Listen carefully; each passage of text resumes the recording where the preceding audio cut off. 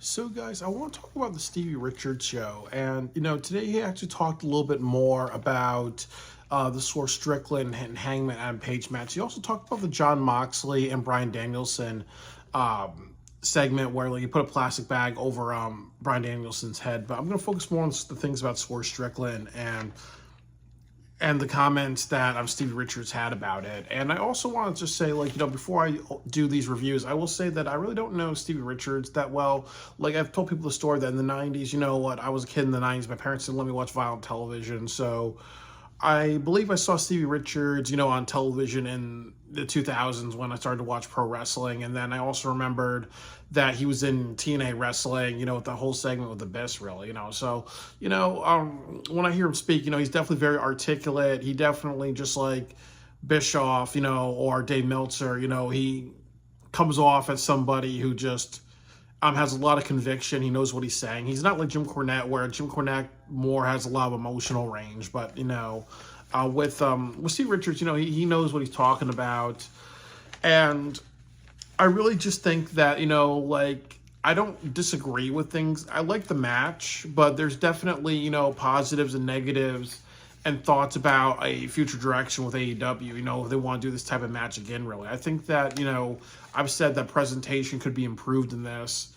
and there could have been a lot more thoughts, really. I think that, obviously this match is an experiment, and definitely, AEW can learn a lot from the match to be better, and also other people's criticisms of the match, just to consider it a constructive criticism and consider what Stevie Richards has to say as a constructive criticism. I'm in agreement with things that he's saying.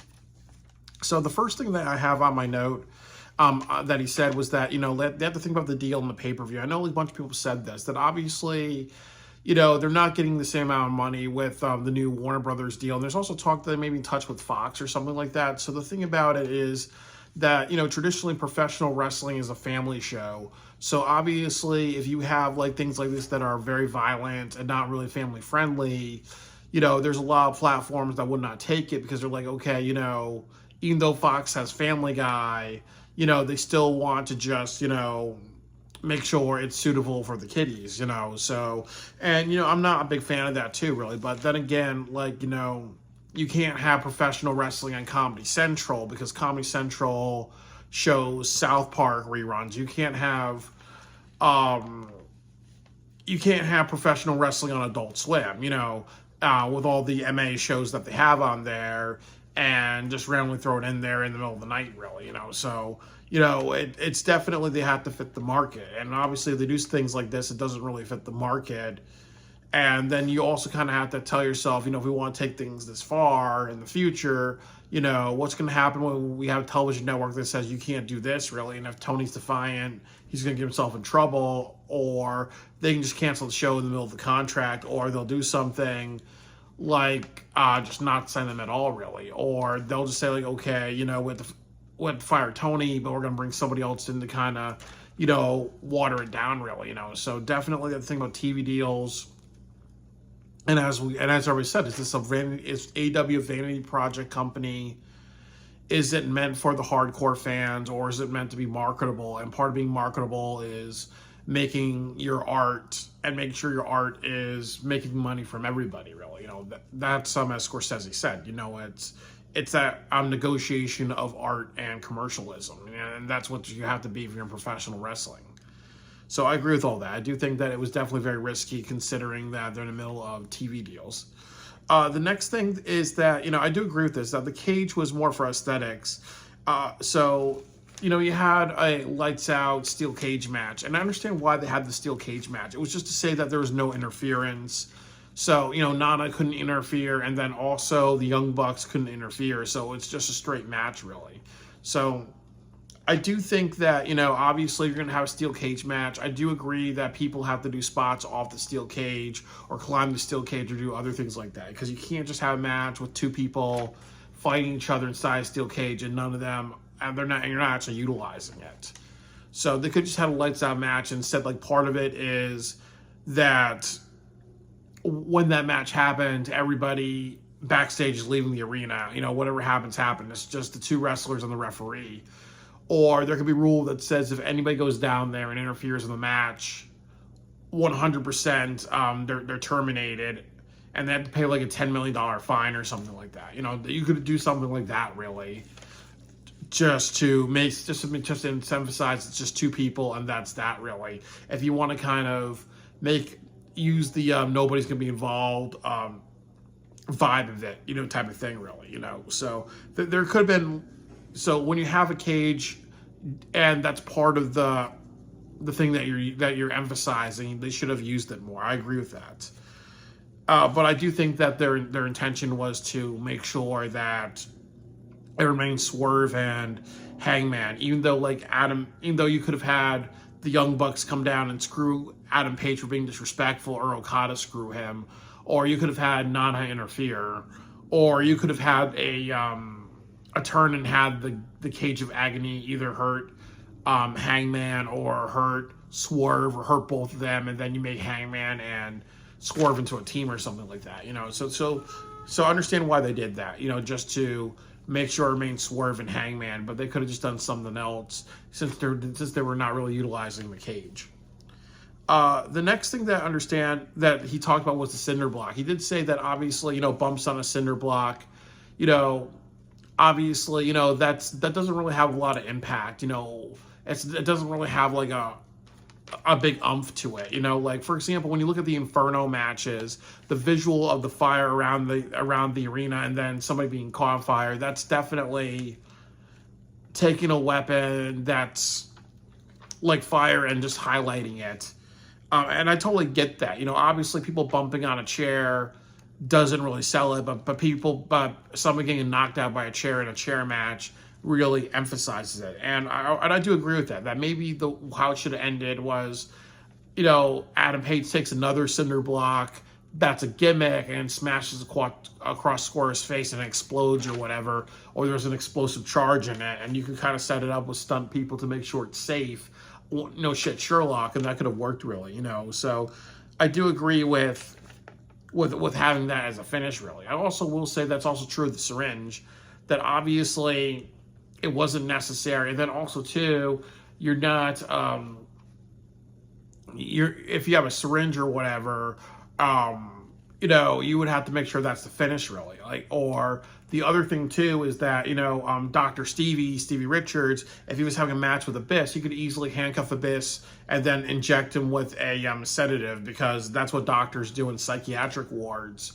So it fits the character. Like I said, if you had Dr. Britt Baker and you had a syringe, you would have to have a match with MJF versus Adam Cole, and then Dr. Britt Baker helps her man out, you know, type of thing really. You know, you would have to make it appropriate for what you're doing, but also put it in a spot where the weapon that you're using is highlighted.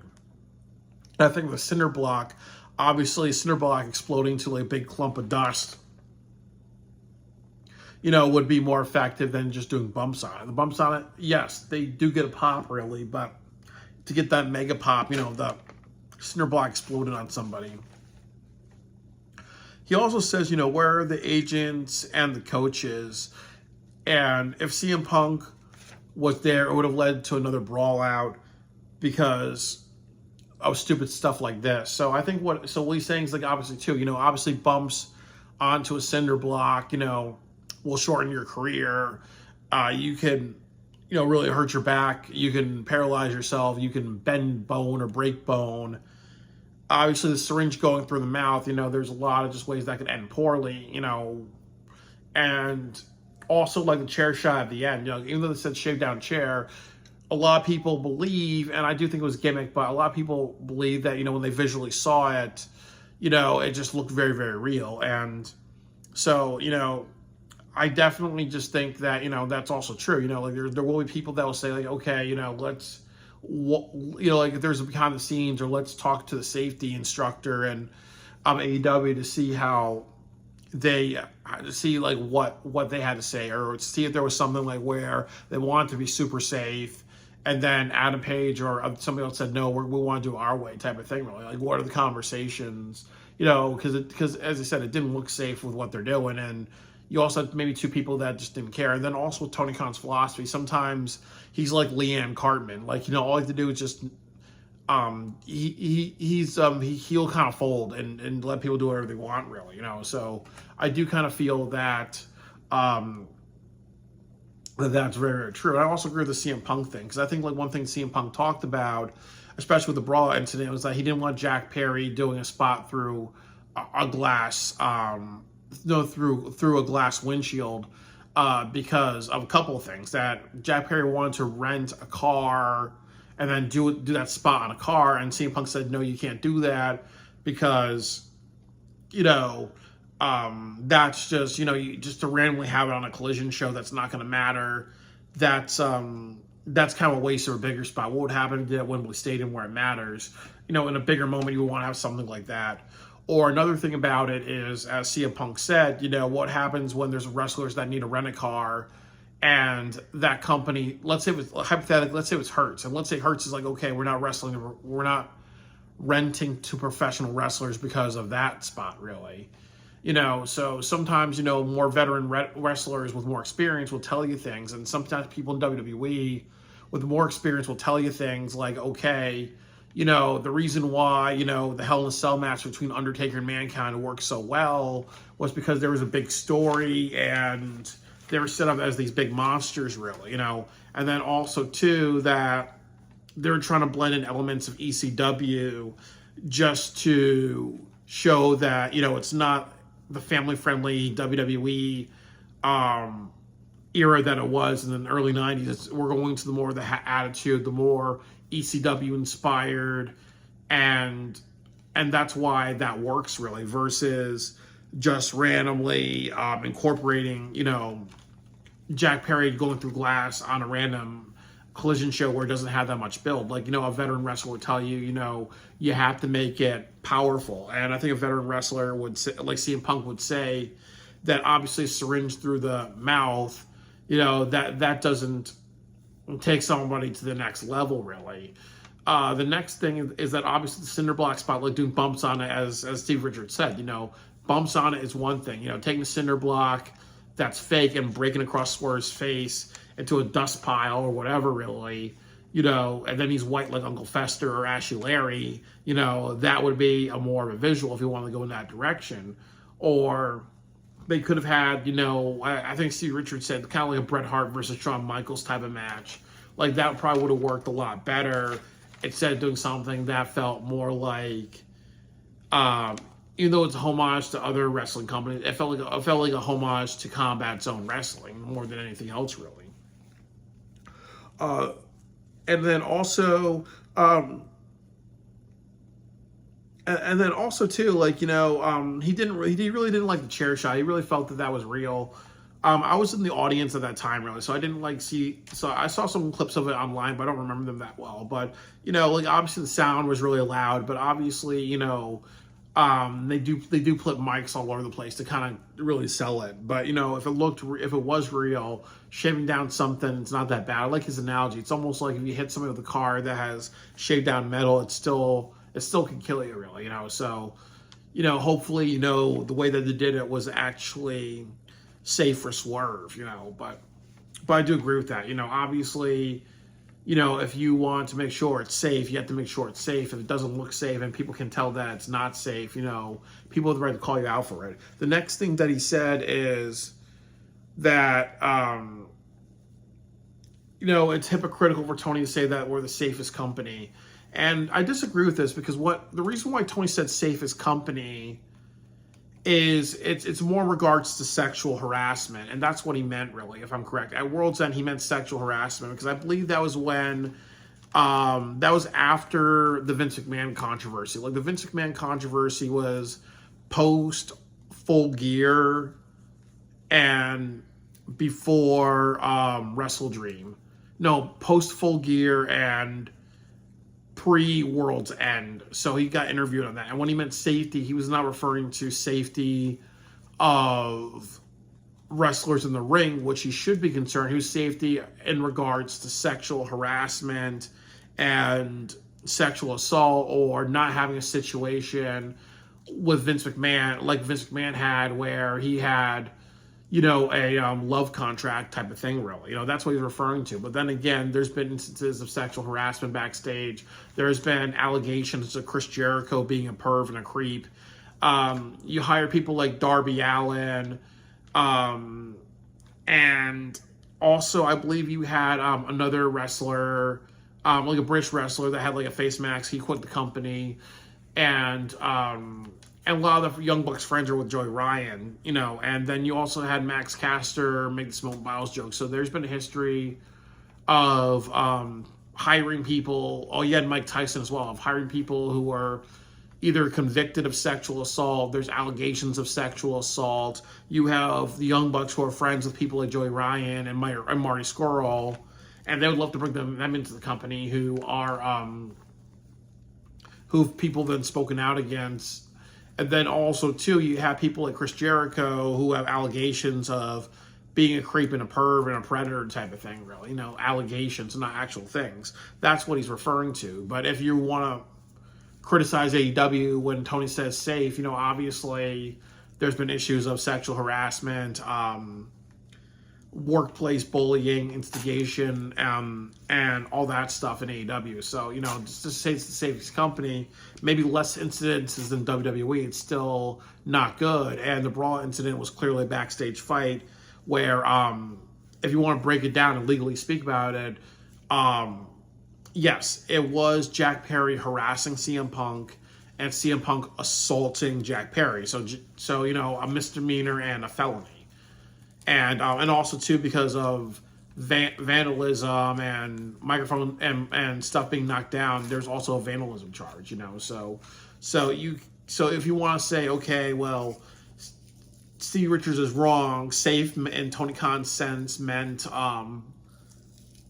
it didn't mean safety of the wrestlers through the safety of the match. It meant safety through sexual harassment and workplace standards. That is definitely hypocritical. And then also when he said that, he was wearing Tony Storm's starlet clothes and glasses, so he looked kind of dorky. So when you talk seriously about something like that, you should maybe take that stuff off, Tony. Don't play a card when you're talking about something that's serious. Don't play a character when you're talking about something that's seriously. But definitely safer than WWE, given the history of WWE.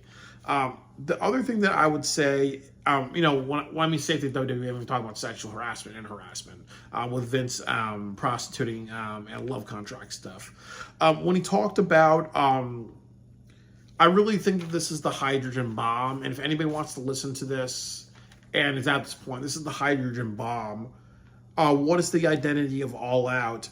Wouldn't this be appropriate for a blood and guts show? And this is where AEW falls apart, because the only reason why they had this match was because they really needed to have something to sell the audience. You just had your All In show, which is your WrestleMania show, and All Out, it's kind of like your Chicago show. That's the only purpose that is. You traditionally have it in the Chicago area. You're just giving something to the Chicago crowd. So that's why they had the match, was just because since that's the purpose of All Out, and that's not a good purpose or not a reason for people to watch the show, you just have to throw in matches that people want to see. And to do a blow-off like that's an easy ticket for them. But yes, that's very, very true. You look at AEW and you look at all their pay-per-views, but I will say that when you look at any other professional wrestling company, it's a bit hypocritical. There are pay-per-views that are just there to be there, and there are pay-per-views that are there for a purpose. For example, you look at TNA, I think they have a pay-per-view every single month during the Dixie Carter, before the Hulk Hogan era. And I think a majority of those pay-per-views didn't really have a gimmick or a purpose, but some of them did. Genesis was a start to the new year. You had what's the other one? You had Destination X, celebrating the X Division. You had Lethal Lockdown, the Lethal Lockdown match. You had Sacrifice, where wrestlers had to make a stipulation had to make a, like, you know, if I lose big, or if I win big. You also had Bound for Glory, which is their signature show. You have Slammiversary, their anniversary show. So, you know, but then you had a couple of shows where, you know, you had Hard Justice, their hardcore show. So I might be a little hypocritical, but a majority of the TNA shows, yes, had a gimmick, had a purpose, but some of them didn't. Or you look at WWE, they have a show every single month, really, and most of the shows don't really have a purpose. They're just there to be there. But there are a bunch of shows during the year that they have a purpose. You know, for example, actually, we'll add this too. No NXT show, no NXT pay-per-view, in my opinion, from what I know, has a purpose. All of them are just, you know, wrestlers getting together and having a match or whatever. If I'm wrong, I'm wrong. But what I would say is that you look at WWE, you know, you have the Royal Rumble has a purpose, Elimination Chamber has a purpose, WrestleMania has a purpose, Vengeance Night of Champions has a purpose, SummerSlam, WrestleMania of the Summer has a purpose, Hell in a Cell has a purpose. Sometimes you have an Unforgiven, or, you know, Great Balls of Fire, or other things like that, or other shows like that don't have a purpose. You have the Survivor Series, which has a purpose. And that's about it, really. You may have a show at the end of the year, but that's more of like an end of the year show. So, like, you know, I think, like, you know, over 80% of their shows have a purpose. But I do agree in a sense that you look at an AEW show, most of their shows don't have a purpose. I would say that you look at the shows this year, Revolution, it doesn't really have a purpose. And every single time they've had a show, they've had something to sell you on. You know, Sting's retirement, MJF versus Bryan Danielson for a year, you know, for a 1-hour match, the Exploding Barbed Wire death match. There's always, like, something to throw in there, just to throw in there. Like, Revolution can obviously be their, okay, you know what, start of the year show. You know, like, look at all these wrestlers, and we're going to restart the wins and loss records.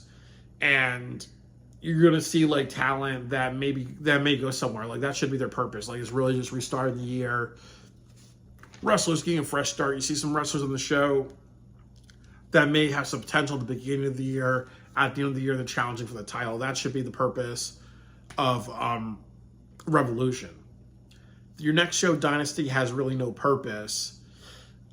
So I think that they can even have it just as a regular show, really, because as just a regular pay-per-view, it's okay to maybe have like 80% have to have a purpose. 20% shouldn't have purpose. I agree with what Stevie Richards saying. And then you have and then the next thing that you have is your Double or Nothing show. It's an anniversary show.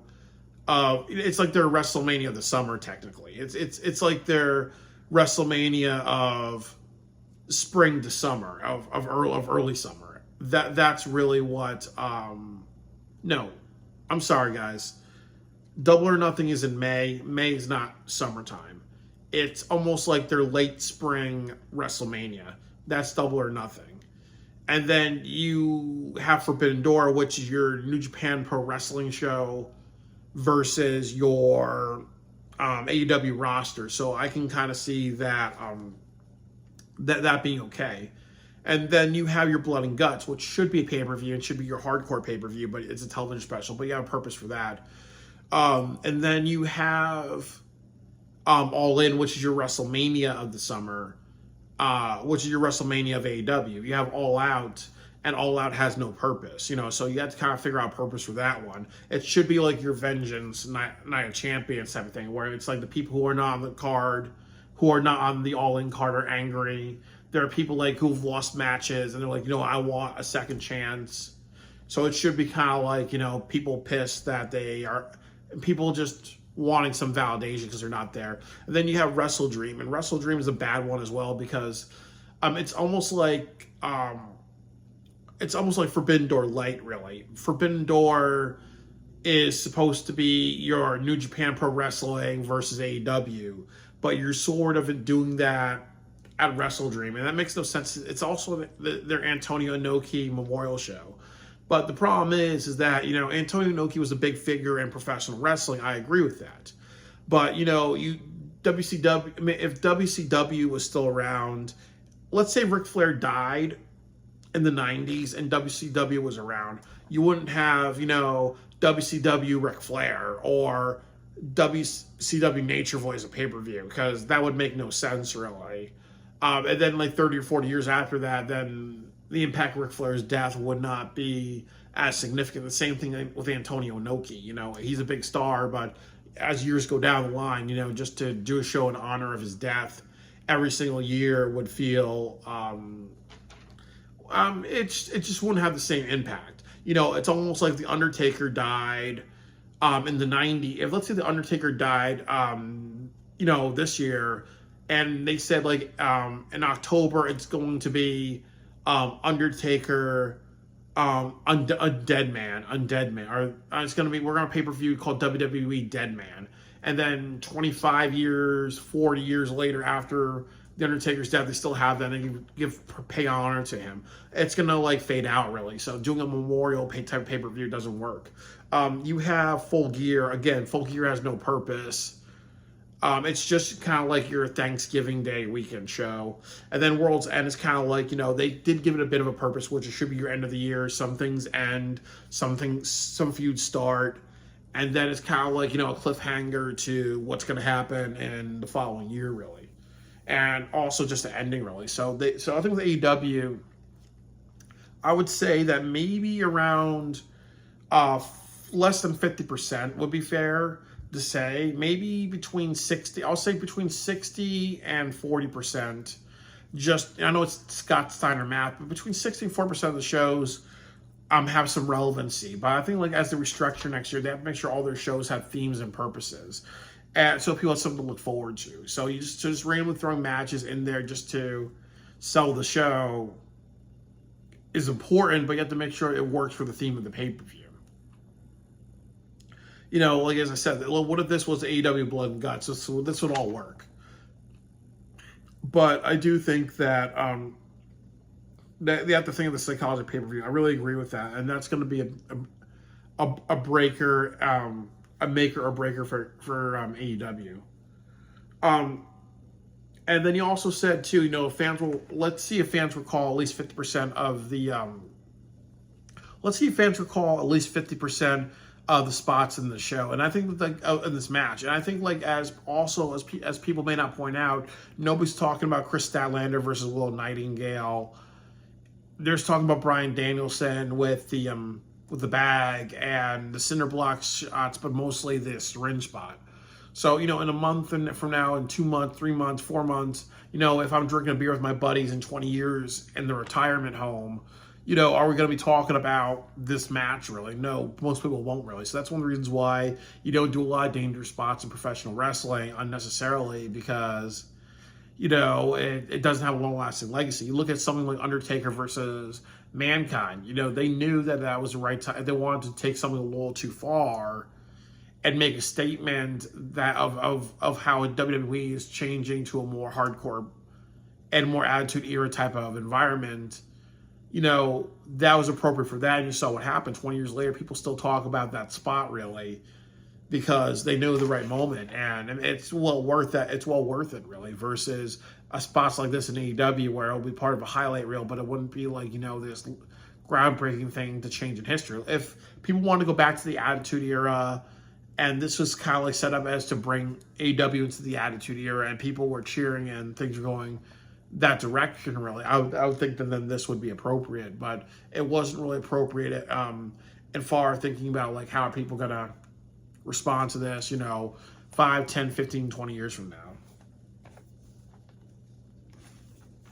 And I also like what he said too, is that, you know, the last thing I'm going to say is that you had a chair, a wooden shank, and then a cinder block and a syringe in that match.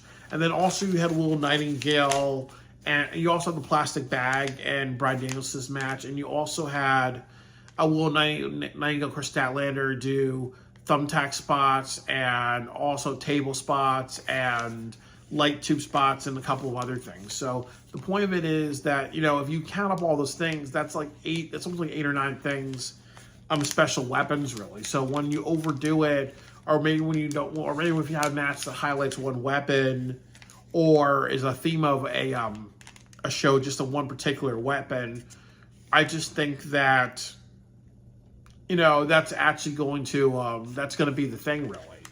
You know, that's going to be really the thing that sells it. So sometimes when you do so much hardcore stuff or go crazy with things, you know, the problem is that people tend to forget because there's so many, because you have so many like big items, you know. So what would happen if AEW did these things? Says, okay, in Willow Nightingale versus Chris Statlander, they're going to focus on light tubes, and the finishing spot's going to be, you know, they're going to fall off the stage into light tubes that are actually active, and it's going to explode, and sparks going to go everywhere. There's a way to set it up to make it safe, obviously.